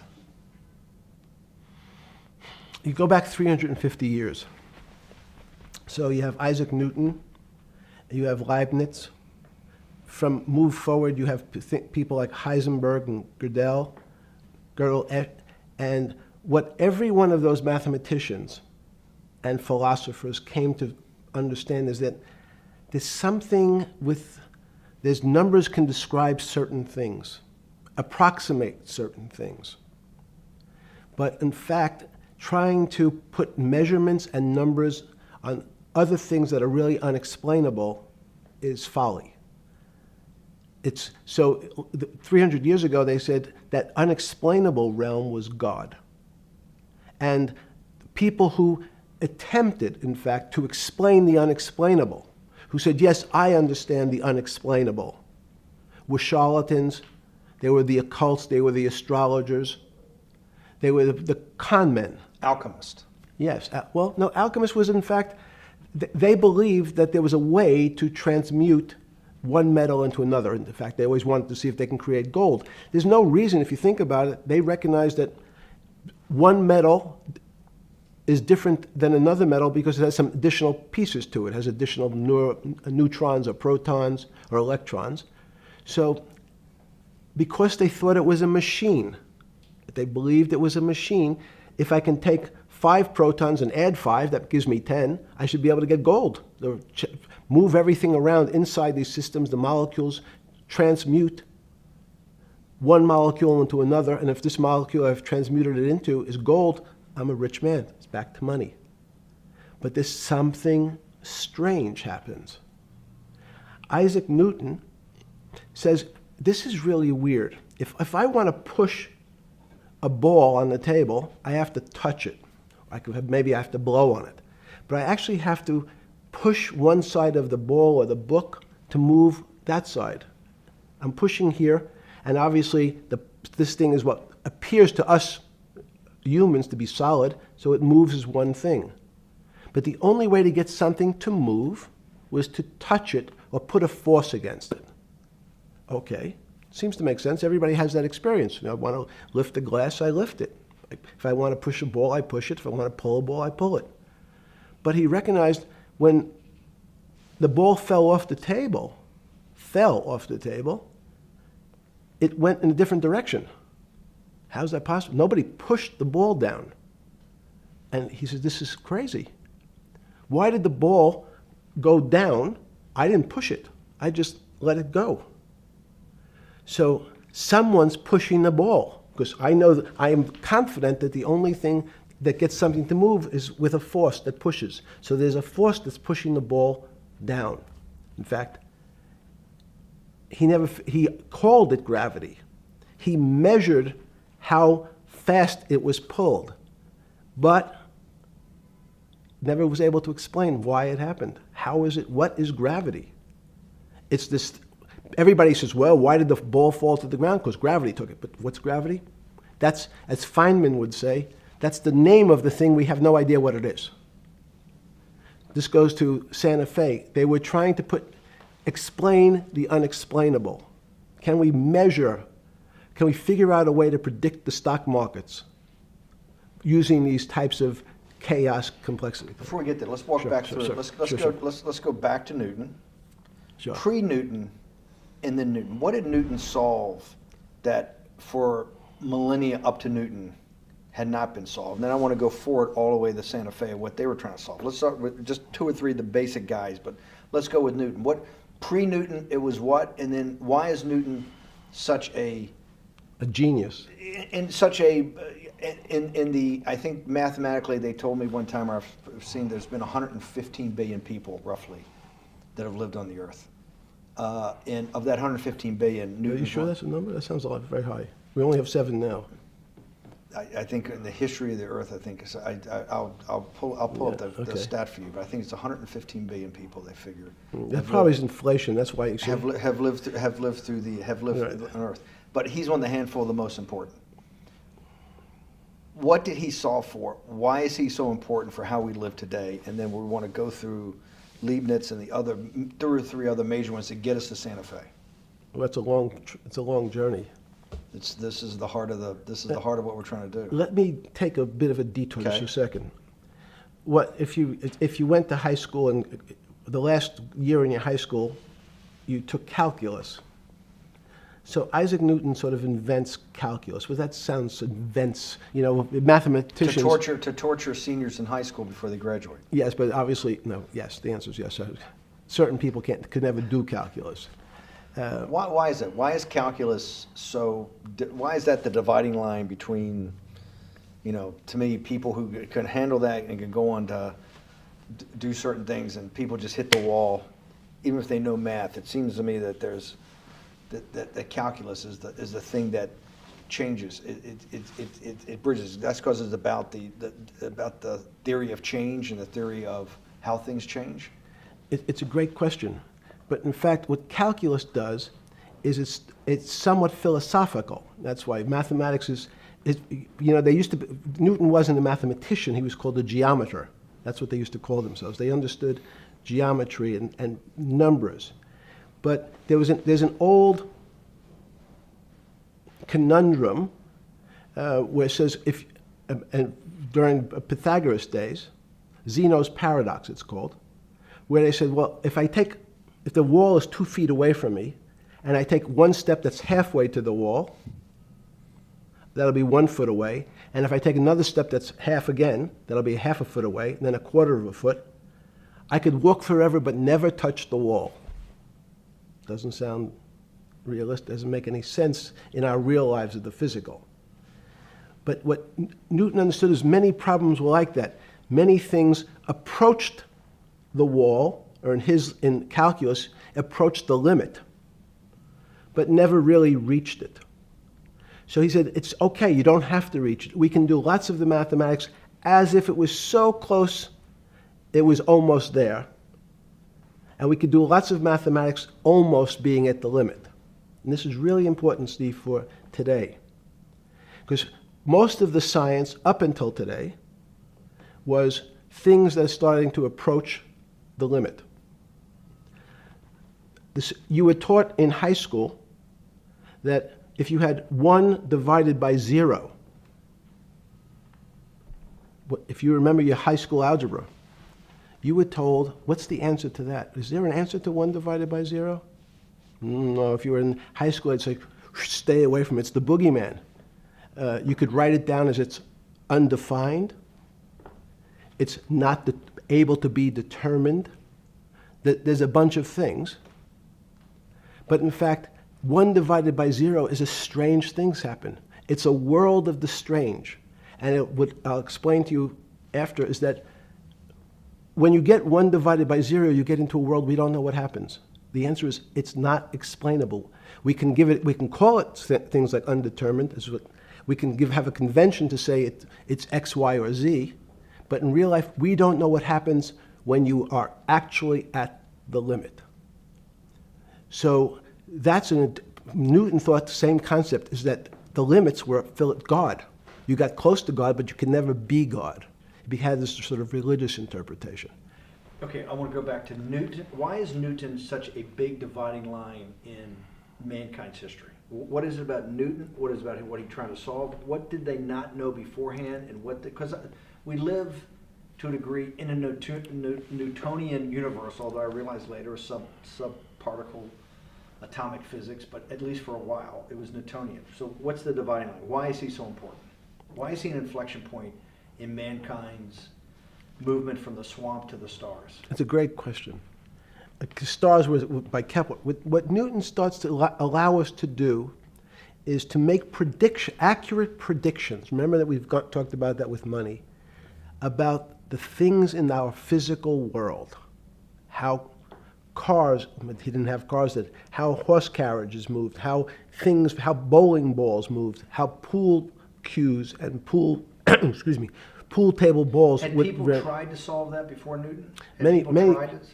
Heraclitus or Plotinus, Pythagoras, had these greats that we hear about, had they tried to solve the same problem? Not the same problem. They tried to again, what Pythagoras does, he starts to figure out this relationships in triangles. For example, everyone knows the a squared plus b squared is equal to c squared. That Pythagorean theorem, which is basically says these shapes in a triangle, each side of the triangle has a fixed relationship with the other two sides. That's strange. He knew, again, but it was all numbers. This was a system of things in the physical world, and Pythagoras says we can start putting numbers on things that help you predict how they will behave. You can add two triangles and make a square, some different shapes. They were looking at geometric forms. Newton says, well, I want to know how planets move. I want to know how things around me move. Can we find formulas? Can I find formulas that explain what I see in the physical world, how physical things interact and how they describe one another? Again, the fact that two things, two solid masses, for some very strange, unknown reason, unknown today, attract one another, no matter what they are. People have seen the experiment. You hang something, two little metal balls from a string, and they move towards each other. In fact, they move towards each other was very specific. So when you drop the ball to the floor of this room, Newton says, in fact, the room came up a bit to meet the ball. The room moved. It's imperceptible. You can't really perceive that motion, but they attracted each other with certain ratios. So he started to be able to measure things in the physical world. And that was great advances. It also, now you wanted to move very quickly.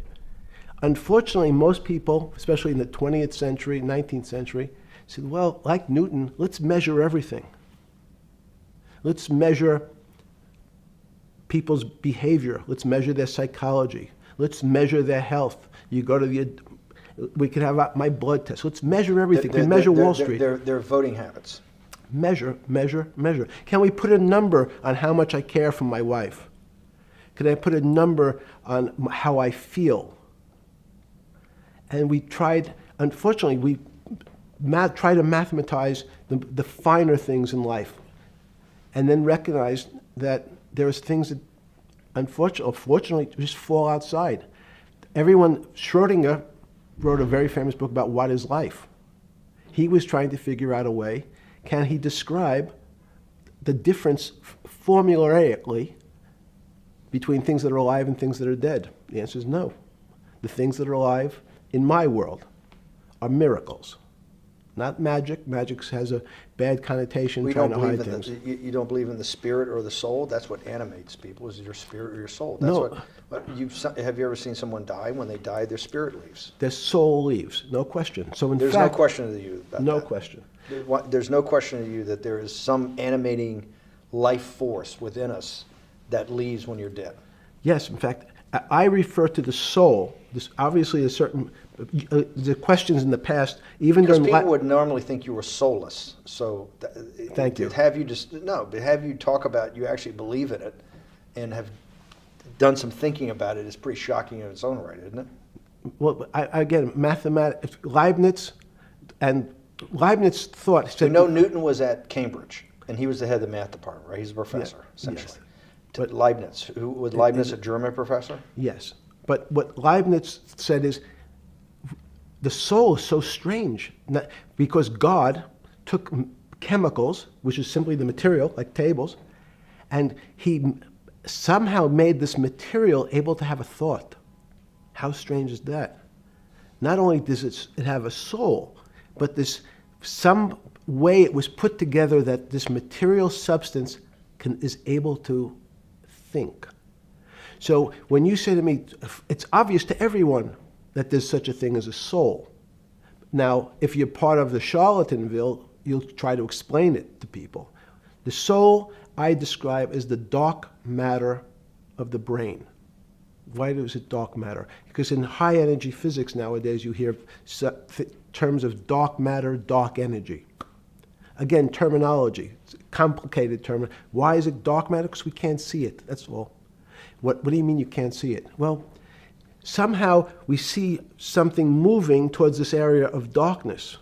Something, I can see this thing. This appears to me to be empty. It's just black. But I see it being drawn this way. So I say, well, I know if this were matter, that would follow that equation. If this was solid, it would explain the way this particle moves. But I can't see anything here. So I'll just call it dark matter. And I'll say, I don't know what it is, but it behaves as if there was something there.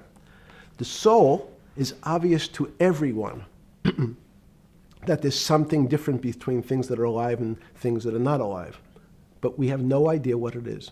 It's currently unexplainable. I believe we need an entirely different system of analysis to try to figure out. But Sorry. No, with Newton, with all his alchemical studies and things he worked on the spiritual side, Leibniz had just talked about the soul, Schroeder talked about what is life. If a modern scientist or someone that you funded at MIT or at Harvard or one of these things talked in those types of terms, they would be considered to be a wingnut today, wouldn't they? They would not be on the path for tenure, right? Unless they were in the philosophy department. This is exactly my point. We're talking about three of the greatest mathematicians in mankind's history that have really changed mankind. Talking like this, what happened? How do we get to a situation where they could not be in the high physics, they could not be in the mathematics department or working in high energy physics? Good, it's an easy answer. Newton was a combination of mathematician or geometer then and philosopher. And as time went on, those disciplines seemed to move apart. We had philosophy. Some of the philosophers can't do math, and some of the mathematicians. And again, mathematicians often break into two categories. People that solve problems. Those are more like geometers in the old days, just problem solvers. And then there's thinkers, theoreticians. They're more like the old movement towards philosophy. But neither one of those two groups have been able to figure out why something is alive as opposed to something that's not alive. No one's been able to describe what the soul is, but we all know it exists. And I think what we need is science is a bad word. I think science only describes the things we already know about the physical world. In fact, there's an argument that the physical world that we see has been created out of our systems of mathematics. Mathematics, everyone knows mathematics describes the physical world much greater than it should, unless my view, the physical world really comes out of conscious beings that have mathematics. So they create it. This table appears to you and I to be solid. To a bat, because we have light that's bouncing off the table into our eyes, it appears solid. If instead of eyes that responded to wavelengths of visual light, our eyes responded to radio waves, the radio frequencies. It's not different. It's the same type of frequency as light, but different speeds. The table's invisible. We know that our phone works in this room. So the waves are coming through the windows. The waves are coming through the walls. So the walls are invisible to that type of radiation, that type of energy. The walls I can see them because my eyes, a physical system, determines that the walls are there. You, with Murray Gelman, you founded, or were the original donor, and had the idea of Santa Fe Institute. In 10 or 15 years later, that effort to study the complexity of systems mathematically. Yes. Was it's a total failure. Yes. A total failure. Total failure. Why is that? It's the failure of science because, in fact, if to some extent science doesn't describe romance. I don't know why I'm attracted to somebody. I don't know. People are attracted to each other, and everyone has the same feeling. They've seen someone walk in the room, and they say, "Oh, that person gives me a creepy feeling." Science has tried to describe. Science doesn't describe what creepy feelings means. They just know it's a creepy feeling. I think women as I said the last time, have an intuitive sense. What is intuitive? They have intuition, they have feelings, and they're able to deal in the realm of things that men, especially men like myself, find unexplainable. Women have intuition, men see things a bit differently. Men want to measure everything. Women are not really that interested in measuring. In what you're saying in macro terms, you actually think science, mathematics, maybe ultimately technology is moving to that more intuitive. I think science and math are old-fashioned. And unfortunately, people are still taught that they have to learn algebra in school and certain things in school, as opposed to learning to have an emotion. Is this what Larry Summers was trying to get at? Maybe he didn't say it perfectly enough, but what he was trying to get to in that system, the systems we study today, the way mathematics is either taught or understood, that women just haven't gotten up to the highest realms of engineering or physics or mathematics because of that. And you're actually implying that there's a either new branch of science, or we've hit an inflection point like in Newton that's going to go in a Newton took mankind in a different direction because he was able to measure. Then you had subatomic, non-Newtonian physics later. Are you saying that you think there's another developing field that's coming up that may take us, I don't know how many decades to get our hands around, but that's what's evolving out of this? Yes. Yeah. In fact, I think that mathematics, it's not the end of science. Every year someone says it's the end of, we can't discover everything. There's lots to discover with a relationship to the physical world, but we know a lot already. In respect to the unexplainable world, we almost know nothing. Women, again, sense it. And instead of Larry Summers, I won't digress too much, but Howard Gardner early on said, there's not one form of intelligence. It's not mathematical intelligence. There's emotional intelligence. There's kinesthetic intelligence. There's this argument that I reject that black people are less intelligent than white people. It's not true. We know, for example, that if I was in the forest and I had to run from the lion or figure out a way not to be eaten, and my competition is a local African, I'm the one who's getting eaten because they have the intelligence to deal with their local environment. So it's just different. It's not better, it's not worse, but there's many differences amongst different types of people. And so people have different intelligences, and they excel in some intelligences usually and less so in others. When did it come to, because the world of high finance is a world of pure reason, or is it a lot of emotion and gut checks and on trading desk and central banks when these decisions get made? Is it that high church, like the high church of science of high energy physics, or is it as much emotion that comes in as much as the mathematics and the reason? That's a great question. I think if you talk to really experienced and successful traders, and you ask them how they know what's going on, they can't give you an answer. They don't know. They feel it. They can feel the way the market's moving. They can feel the way the stock's moving. And that these are not very well-defined terms. It's difficult to put in mathematics terms, how did I feel it? You could look back and make guesses what I was seeing. But great traders feel it and then act on their feelings. That's the difference. Many people feel it but are afraid because they want a mathematical justification before they take that next step. When you first got on the trading desk at Bear Stearns in the late 70s or mid 70s, were you shocked by how little actual understanding of mathematics that the traders comprehended? Yeah, well, again, we had a Texas Instrument calculator. Most stockbrokers, especially before 1975, if they were good stockbrokers, could add. That's about it. They could multiply. If you could multiply, you were already in the top 15% of stockbrokers. Stockbrokers simply meant there's a story. When I went to the first person, I had no money. And I said, how much money do you make a year? And he said, $400,000. I said, impossible. I'm making $10,000. That's probably more than your family had made in its entire existence. Yes. And he makes that in a year. I said, what do you do? And he said, it's too complicated for you to understand, which is what the main thrust of Wall Street people, they want to tell you it's too complicated. Because if you understood that that person was simply, he had a brother-in-law, in fact, in this case, who ran the pension fund at General Motors. His brother-in-law would call him and say, buy 1,000 IBM. He'd hang up the phone, he'd write it out on a ticket and walk it to a window. That was his entire skill set. Hello, write what my brother-in-law says, walk it to a ticket window.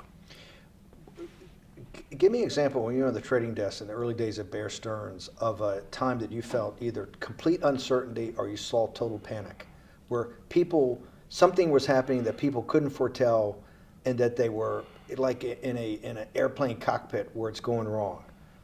Walk us through that. In 1978, I think it was, across the news wires, there had been a collapse of the currency in Thailand. On the other side of the world, had no relationship to me. I wasn't sure where Thailand was. But the fact that a currency, a country's money, had all of a sudden dropped tremendously in value, affected the rest of the world's markets. And people panicked because they'd never seen that before. A very small part of a very complex system had a shock throughout the whole system. So prices on Park Avenue apartments, the bond markets, the stock markets, every started to gyrate. You know, there's an old mathematics expression that if a butterfly wings in Mexico make the wrong turn, it spins out, and eventually, by the time it gets to Canada, it turns into a tornado. So these are part of complex systems. So yeah, Wall Street in certain parts. Santa Fe Institute was supposed to actually come up with a formula for that, for the butterfly wings. Why in 15 years did you reach the end of at least that experiment? Every attempt to, that's why it's so exciting now, because I think certain people are starting to realize that there's so many things that are unexplainable that we have to think about them differently. Music is a great example. It's a common man's example. You know, when you hear a certain song, it makes you feel a certain way. How does it do that? We don't know. We can't mathematize it. And even that music, Steve, nowadays we compress music. When you have a violin, it's compressed onto your iPhone. So what does compression mean? I'm taking lots of information and I'm cutting it into lots of pieces and squishing it together. And when I squish it or compress it, I have to take out lots of pieces, but I say that they're not very important pieces. It's those pieces that we take out when we compress data, to me, are the most interesting parts of life. You just said a while ago, part of this new search for science may go back to when people were actually talking about a soul, and you said there's no doubt in your mind that there is a soul. Describe for me what you mean by that. What do you mean by soul? What do you mean soul different than the physical analog body that we're seeing on film right now? It's difficult to describe in words. I mean, I'm not a poet. Poems get a little closer to what that really means. But even the concept of what is life becomes complicated when you deal with plants and seeds. Is a seed alive? I don't know. Certain people would say, no, it's dead. When you're a banana, one of my favorite examples is the banana that's sitting on the countertop in your kitchen today. Is it alive or dead? What do you think about human life? Tell me about human life. But your banana is alive. That banana is breathing. It's on your. You say that's impossible, Jeffrey. No, it's not. Is the banana conscious? All these words. These are words. So everyone's trying to fit a very complicated concepts into a very small box called conscious or alive. These don't fit in that way. So if you put your banana in a bag and put another fruit in with it, the fruit ripens faster because the banana breathes with it. We don't understand most of those things. So you asked the question. Sorry. You talk about the life. What about human life? What about it? Tell me what do you think? What do you think human life is? It's a miracle. It's a miracle. And when I say miracle, I can't explain it, and I make no attempt to explain it at the moment. We don't know how to think about it. And anyone, and again, another one of the Feynman quotes when he was talking about quantum physics. He said, anyone, Jeffrey, who says they understand quantum physics and quantum mechanics and quantum behavior, you know they're lying. Let's talk about it. That's post-Newtonian. Talk about what's the difference, who founded quantum mechanics, why is quantum mechanics taking Newtonian physics and taking it to the next level? It forms a much broader category. Let's go back to this desk. You use the thing of Newton using this desk. Why can't Newton's theory explain everything? Why did subatomic quantum mechanics or quantum physics have to come in to explain this? Well, so let's go right back to square one. Why is it called quantum physics? So quanta is a word that simply means packet, small amount. So it's quantized. So we recognized, when we recognized that this table appears, another very complicated word, solid to us, it's really made up of molecules or atoms. And atoms, we've given lots of names to what some of the behaviors. If you were in school, when you and I were in school in the 50s, the model was a little center thing in the middle, and an electron went around and around it. It was seen as a ball that went around and around it. And as we started to look at, say, well, let's see what this ball looks like. I want to be able to examine that little thing called an electron. We found that there was nothing there. There wasn't the thing. It was simply a cloud of energy that we can call an electron.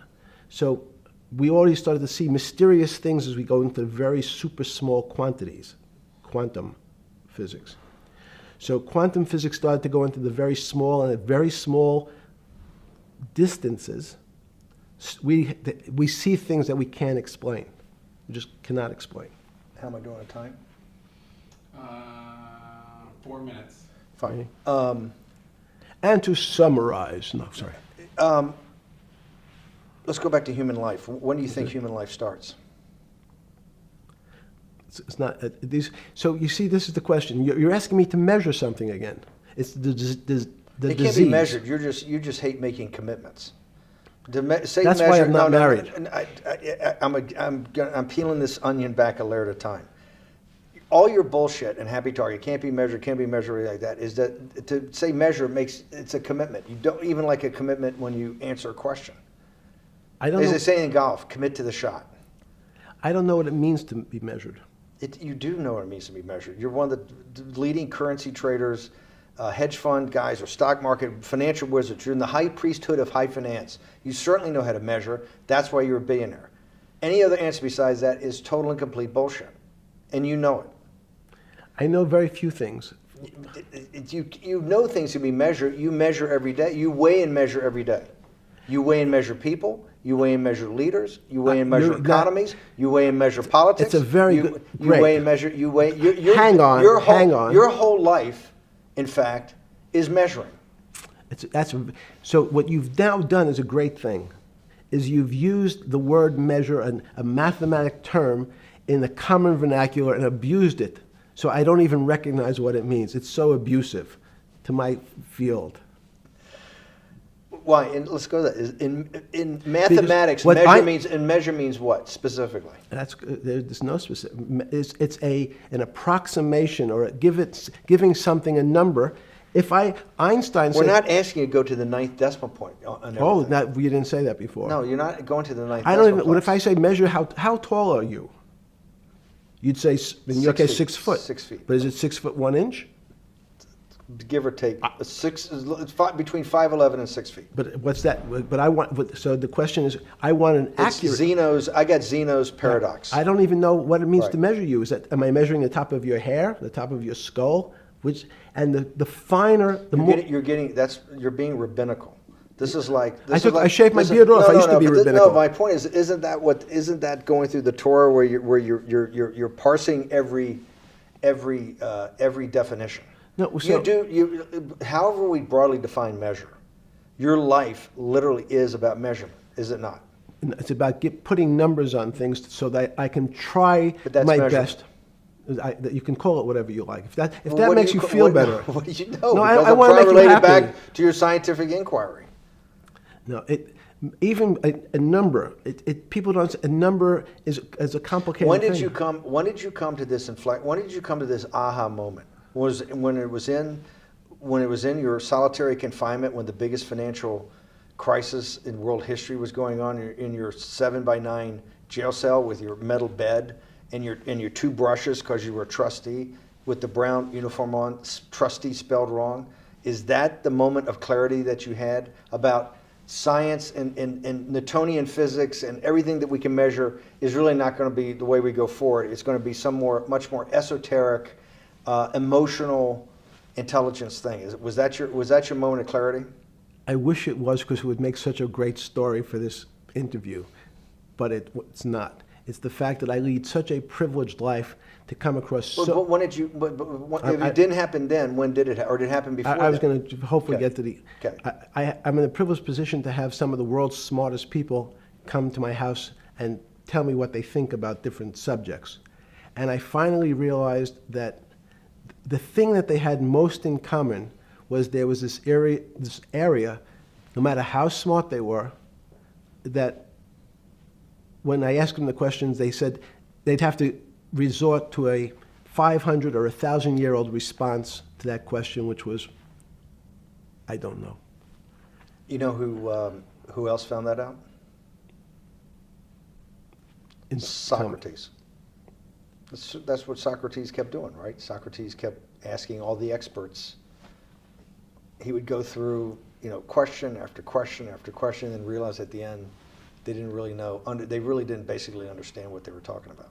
And one of the things that people won't enjoy, it turns out that potentially one of the bad things to teach children is how to write.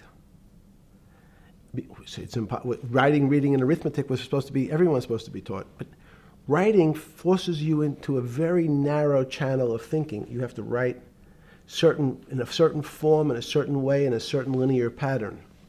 So your thinking becomes somewhat narrow. The reason I brought up writing is one of the recent discoveries of mine with respect to Socrates, Plato, and Aristotle is they never wrote anything. They spoke, and people around who could write wrote. Socrates could think. So that was. Jesus of Nazareth was the same way, right? Never wrote anything. I thought he was a carpenter.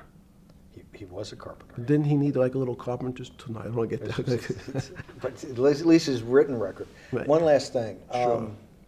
Thank you for having me to your house.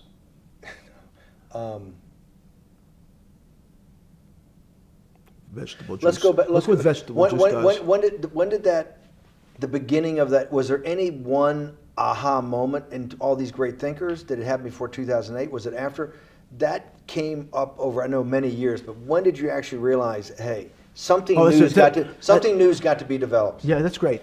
Is that because again, I'm privileged enough to have people around me who've given lots of philanthropic gifts to institutions of higher learning, and when I said the impact, how do you judge the impact of your giving? And we sat down and said, no really new ideas have come out. And I realized that, of course, it hasn't come out because we've been looking at using science and mathematics, and it's the wrong tool. It's obvious. Institutions that are set up and try to put forward knowledge and understanding and truth, should they take your money?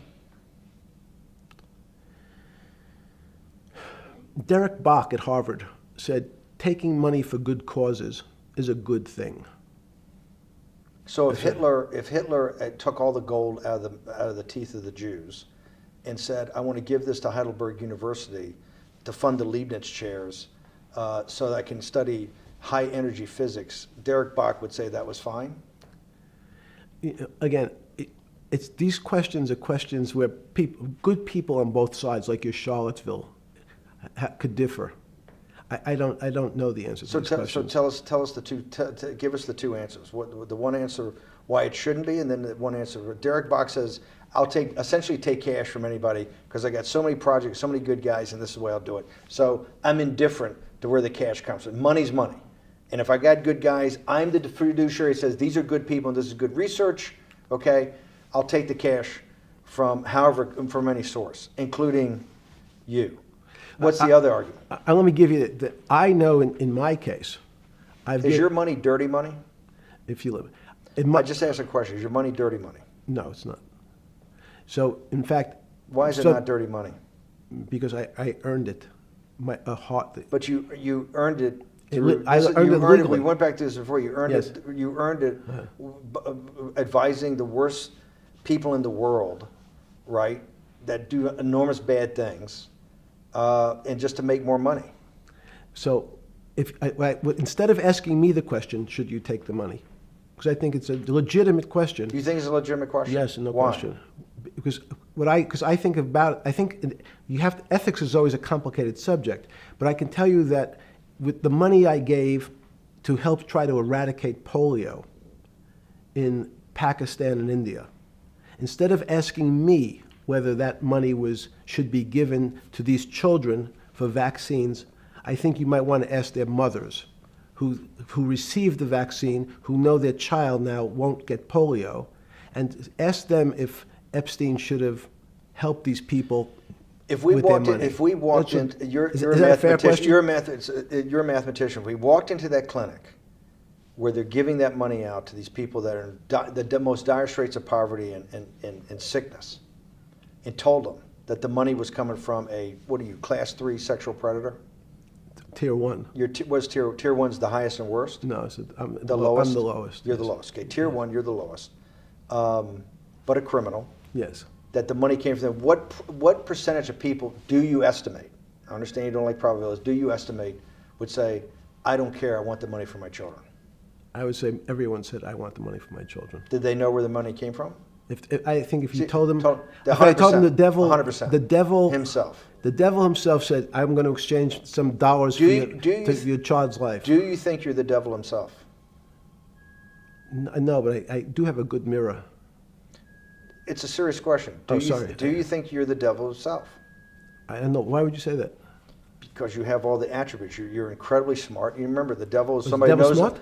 The devil's brilliant. You read Milton's Paradise Lost. No, the devil scares me. Satan is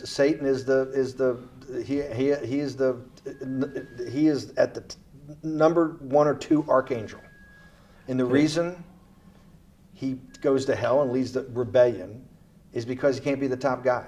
And his thing is, I'd rather reign in hell than serve in heaven. I saw that in a movie once called American Dharma. I don't remember who said it. Okay, we have to go. Okay, good. Okay. That was good.